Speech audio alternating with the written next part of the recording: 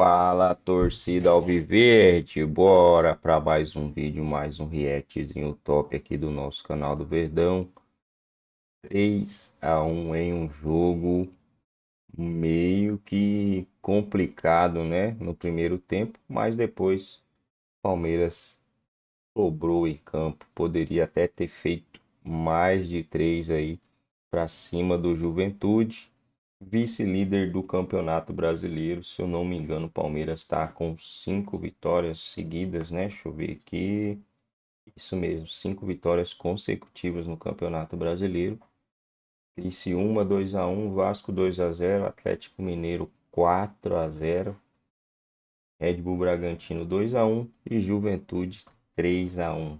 Esse é o Palmeiras, né? Começou o ano meio fase ruim sem perder.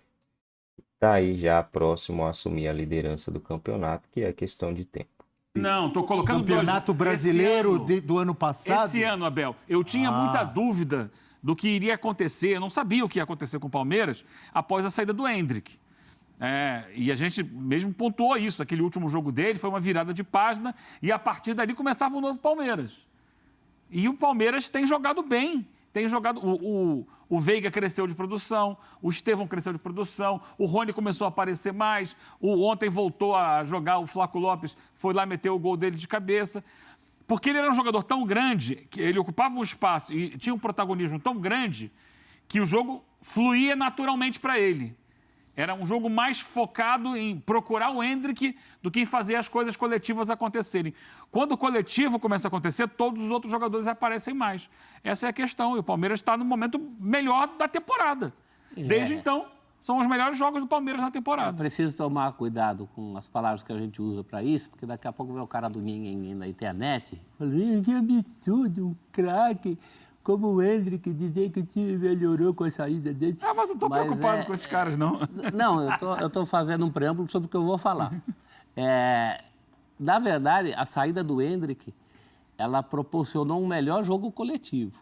Pro coletivo foi interessante. A gente sabe de toda a qualidade que o Endrick tem. Inclusive porque eu enxergo o Estevão um jogador mais coletivo que o Endrick. Tão bom, ou talvez melhor, isso o futuro vai dizer, mas é um jogador, apesar de na partida anterior, teve alguns momentos que o Estevão carregou a bola quando poderia passar em lances capitais, e isso é natural, é da oscilação da idade dele. Mas para o coletivo do Palmeiras, sim, o próprio Abel na coletiva, em outras palavras, falou isso. Eu não sei se eu sou da turma do nhenhenhé, mas eu ainda estou tentando entender isso aí. O Palmeiras fez grandes jogos com o Endrick também. Também, mas não do jeito que vocês estão falando aí, eu não estou entendendo isso aí direito não, hein? Mas o desenvolvimento coletivo do Palmeiras melhorou. Do jogo do Vasco para cá, o jogo do Vasco também criou muito. Ainda tem essa coisa de aproveitar o número de oportunidades, né? Mesmo ontem, se você criou mais de 27 e fez 3, você precisou de 9 para fazer 1. E foi mais, né, Eugênio? Foi 28, né? 28 eu fiz a conta 3 vezes 9, 27. Mas eu vejo um Palmeiras melhor. Você falou, pelo menos nos números, tal, a gente mostrou, mas não é só o número. O palmeirense está sentindo um jogo mais fluido. O jogo do Palmeiras está fluindo melhor. Contra adversários que exigiram, viu? Os últimos adversários do Palmeiras, o Bragantino foi um jogos moço diferentes, duro. né, professor? Pois é. O jogo com o Atlético Mineiro foi era uma estratégia. Contra o Bragantino foi outra estratégia e ontem foi diferente. Ontem, dos 3, foi o Palmeiras mais teve dificuldades defensivas. E foi exigido também. O Juventude jogou bem. Fez a dele. Mas foi um Juventude, por exemplo, diferente do Bragantino, que queria marcar alto. O Bragantino queria marcar a saída de bola do Palmeiras. O que o Palmeiras fazia? Lançamento, pegava a defesa exposta do outro lado. Ontem não teve isso. O Juventude não deu essa possibilidade de lançamento. Ele baixou sua linha e falou, vem que eu estou aqui. Vou bloquear aqui o menino, vou botar muita gente no meio de campo. E o Palmeiras demorou um pouco mais para achar o gol. E, ao mesmo tempo, quando recuperava essa bola, era muito eficaz o Juventude para chegar na frente. Mas nunca se desespera o Palmeiras, né? Se está com dificuldade, não se desespera. Faz o trabalho dele. Tranquilo, até achar o gol. Uma jogada no primeiro tempo, que até o pessoal que estava na transmissão entendeu que o Gilberto se enrolou com a bola ali. Para mim, foi o Murilo. Uma arrancada do Gilberto que vem no contra-ataque. O Murilo chega e dá um toquinho na bola e desarma o Gilberto na hora que ele ia finalizar. E aí entra em pauta também a qualidade. Por exemplo, de um menino que está jogando, menino não, o Gabriel, o Naves, que está jogando na zaga do Palmeiras, e o time está indo. Né? Saiu o Luan, foi embora para o México, o Gustavo Gomes está na seleção paraguaia jogando Copa América, vem aqui o terceiro zagueiro. Ele está jogando e o Palmeiras está jogando e está ganhando.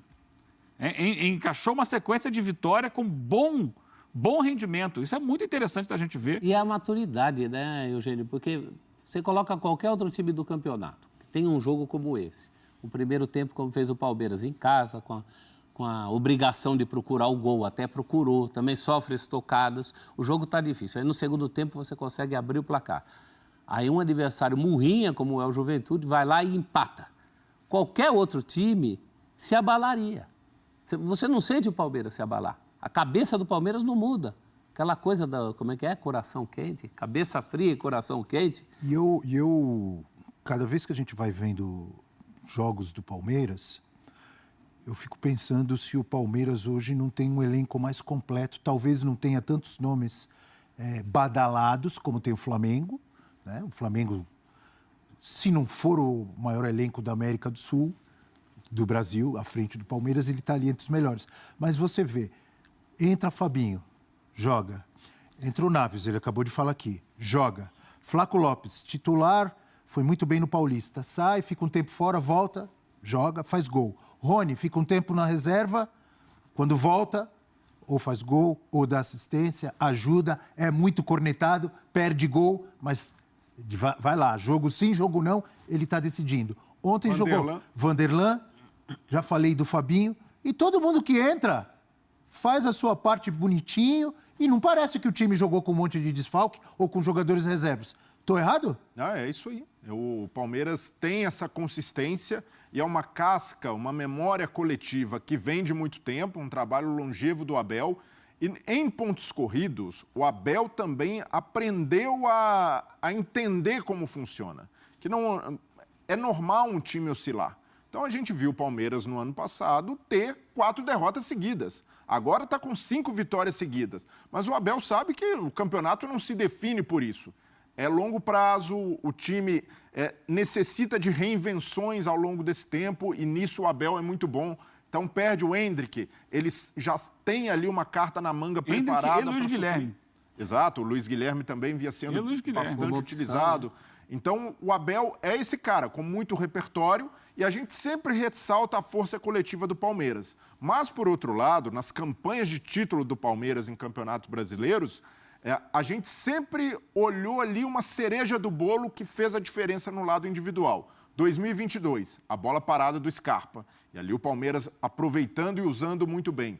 2023, o Endrick surgindo ali na reta final e sendo muito decisivo para a conquista do título. Agora, em 2024, o Palmeiras continua com a força coletiva e tem como diferencial a projeção do Estevão. O Estevão pode representar para o Palmeiras o que o Endrick representou no ano passado, de ser o diferencial, de ser aquele algo mais, o cara que vai, num dia ruim, na vai Libertadores pode ser também. Né? E esse jogador, mesmo num time super coletivo como o Palmeiras, faz falta. É necessário ter um cara como o Estevão, com estrela, com confiança, que tira um drible que ninguém espera, porque até mesmo o Palmeiras vai enfrentar defesas como a do Juventude ontem, que no primeiro tempo estava bem postada, por mais que o Palmeiras tenha atacado, era um time muito consciente do que precisava fazer, mas quando você tem um jogador com a capacidade do Estevão, e esse gol parece ser ali um gol trivial, mas é um gol que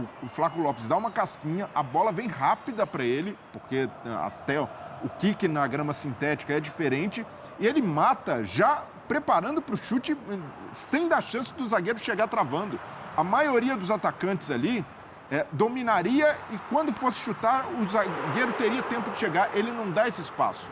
Então é um jogador muito rápido, com uma agilidade de raciocínio muito rara e com habilidade. Então ele junta muitas virtudes num jogador só. Então por mais que a gente sempre tenha de frear a expectativa, de segurar para não colocar um fardo muito pesado num garoto de 17 anos, o que o Estevão faz até aqui nesse curto espaço de tempo é algo que poucos jogadores fizeram, de surgirem com essa qualidade, com essa maturidade e demonstrando a personalidade que ele tem. Lembrando que daqui a pouco nós vamos falar muito do Fla-Flu, da situação desesperadora do Fluminense, do Flamengo, que assim como o Palmeiras, com vários desfalques, o Flamengo continua jogando e ganhando suas partidas. Da mesma forma que eu destaquei o Palmeiras, tem que destacar o Flamengo, nós vamos falar daqui a pouco.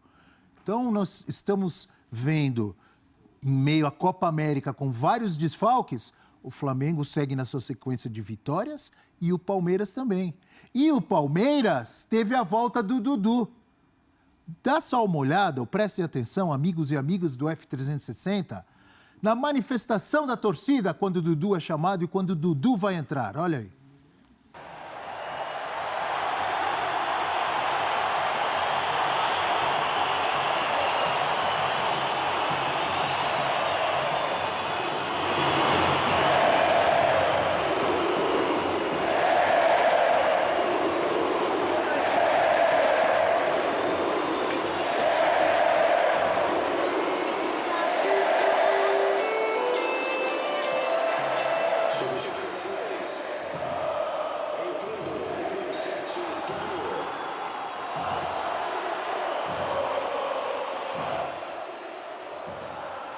Ao Eugênio, que na semana passada eu disse aqui, passada ou retrasada, que teve um negócio com o Cruzeiro, nem lembro mais, passada, né? Eu falei, o Dudu, ninguém vai lembrar esse negócio de Cruzeiro. O Dudu é amado. E eu errei. Porque eu falei assim, quando ele fizer gol e for decisivo, todo mundo vai esquecer. Nem precisou. Nem precisou Esqueceram ele fazer antes. gol, professor. Eu errei. Nem precisou ele fazer gol e ele já está nos braços da galera. Vamos ouvir o Dudu? Aí você fala, professor. Vamos lá. Passando para, primeiramente, agradecer vocês, né? Pelo carinho, pelo amor, pelo respeito que vocês demonstraram por mim hoje.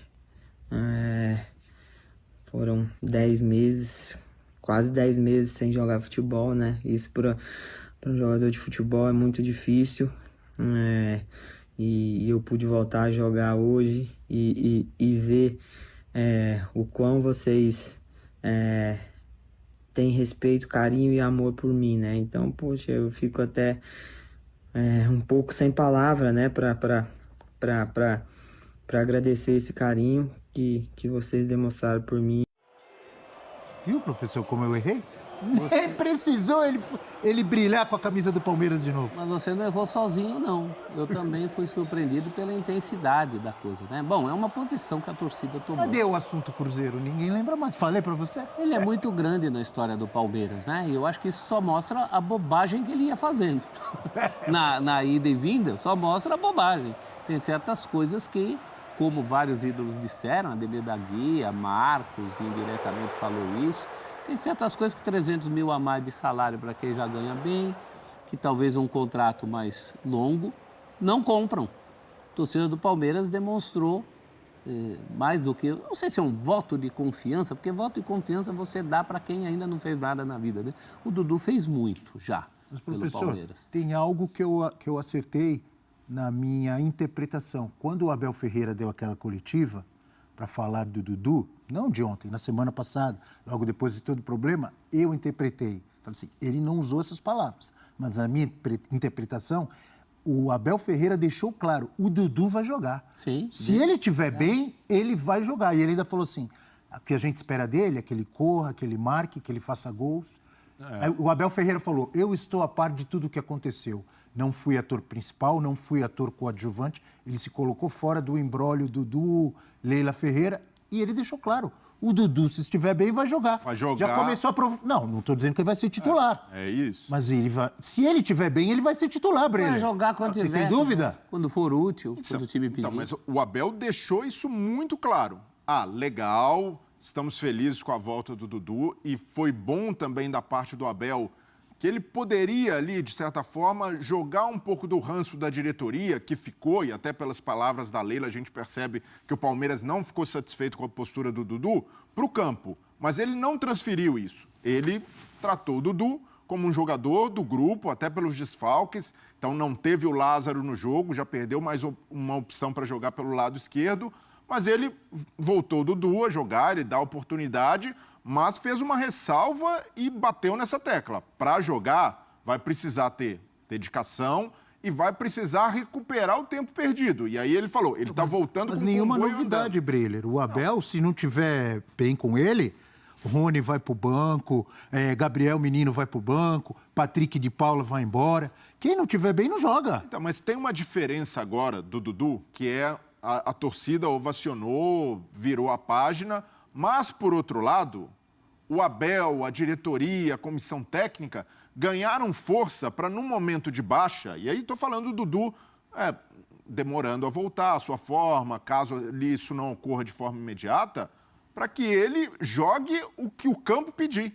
Então, muitas vezes, o torcedor... Você acha que o Abel ainda está com o pé atrás em relação a ele, então? Não, e esse pé atrás é plausível porque é um jogador de 32 anos que volta de uma lesão grave depois de 10 meses de Não, inatividade. isso é natural. Eu estou dizendo em relação ao negócio lá que quase rolou com o Cruzeiro. Eu não acredito que o Abel, isso vai gerar sequelas para o Abel e para a comissão técnica. Eu também acho Eles que vão não. avaliar a parte técnica. Mas um jogador do tamanho do Dudu, muitas vezes pela pressão, pelo que ele representa, a ansiedade do torcedor, o técnico tem quase ali a obrigação tácita de botar em campo. No caso do Dudu, agora, essa obrigação não vai existir para o Abel. Então, o torcedor, se tiver ali o time oscilando, mas o Dudu no banco, não vai gerar uma ansiedade como geraria se não tivesse rolado esse episódio do Cruzeiro. Então, com isso, esse episódio ajudou a fortalecer as convicções e as ideias da comissão do Abel. É coerência. Com o Abel sempre foi assim. Falou-se muito da relação entre Dudu e Abel, e entre outros jogadores e o Abel também, o Scarpa, por exemplo, que já teria saído. Esse episódio do Cruzeiro deu oportunidade para muitas discussões sobre isso, discussões públicas, a gente acompanhou. Mas em nenhum momento o Abel pautou as suas atitudes como técnico por conta de um relacionamento que não seja bom ou que seja frio. Nenhum momento. Quando o Dudu volta lá do mundo árabe, ele não entra imediatamente no time, como ninguém entra imediatamente no time. Eu nunca vi o Abel ser vingativo em relação ao Dudu nas suas atitudes. E agora você está vendo do mesmo jeito. O Dudu entrou quando o time precisou dele. Não quando houvesse uma grita. O Abel não se deixa levar por isso. Quanto a isso, eu estou tranquilíssimo. Ele foi muito claro naquela coletiva. Ele falou, está nos meus planos, vai jogar. Se ficar aqui, vai jogar. Foi o que aconteceu. E eu serei claro também ao lembrar que a partir de 26 de junho, todas as atrações dos canais... É isso aí, galera. O Palmeiras tem 5 vitórias consecutivas no Campeonato Brasileiro. Vamos dar uma olhada aqui no próximo adversário do Verdão. Quem será? Quem será? Fortaleza. O jogo do Corinthians estava marcado para o dia 30, agora já é dia 1º, né? Estranho. Dia 30 ou dia 29, se eu não me engano. Aí adiou para o dia 1º/7. Último jogo do mês, então, vai ser no dia 26, depois de amanhã. E ficará 5 dias. 5 dias? 5 dias sem jogos, né? Eu acho que esse mês é 31. E já enfrenta o Corinthians no próximo dia 1º de julho. Já passamos do meio do ano aí, né? Estamos passando já do meio do ano. O meio do ano seria até o dia 15 de junho, né? A gente já passou do meio do ano. Depois enfrenta o Grêmio, fora de casa também, no dia 4. É isso que eu não entendo, gente. Por isso aqui eu queria entender. A não ser que esse jogo do dia 4 seja adiado também, né? Porque, olha, vai jogar no dia 26. 26, 27, 28, 29, 30. Não precisa nem contar, 4 dias, né? Aí não, vai lá e muda para o dia 1º. Dia 1º, Palmeiras e Corinthians. Aí no dia 4, velho, já tem Grêmio e Palmeiras. 1, 2, 3, 4. 2 dias de descanso. Pô, não podia colocar o jogo do Corinthians por dia 30 e o jogo do Grêmio dia 4. Aí depois já tem dia 7, mano. Dia 7 já tem jogo de brasileiro, né? 4, 5, 6, 7, mais 3 dias. E aí só dia 17. Será que vai ter Copa do Brasil? Dia 17 é contra o Fluminense. Será, mano, que vai ter Copa do Brasil? entre esse intervalo aí, porque a Copa América tá rolando aí. E eu não acharia legal ter jogo de Copa tendo os times aí sendo desfalcados pela Copa América, né? Mas vai entender, né? E aí lá pro dia 14 do 8, a gente teremos a volta da Conmebol Libertadores. E agora que lembrei aqui, né?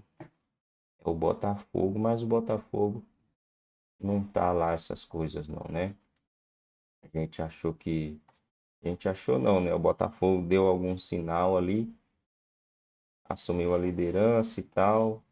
Mas também não tá tão ruim não, né? O Botafogo foi perder um jogo agora pro Criciúma, né? Não perdia aí há umas 10 partidas. Empatou em casa com o Atlético Paranaense também. E o Botafogo ganha do Atlético Paranaense e pelo menos ele empatou, ele estaria com 23 pontos. Mas o se, ele é algo que não existe, né? Verdão líder com 16 gols feitos, 6 gols sofridos. O Palmeiras teve uma recuperação estratosférica, né, cara? Não tinha gol feito e nem sofrido. Continua não tendo gol sofrido, mas vem fazendo muitos gols aí o Palmeiras, né? Sofreu um gol ontem, um gol contra o Red Bull e depois um gol lá contra o Criciúma, né? Nos últimos 5 jogos o Palmeiras sofreu apenas 3 gols e fez aí 4, 8, 10, 13 gols feitos. Qualquer um não.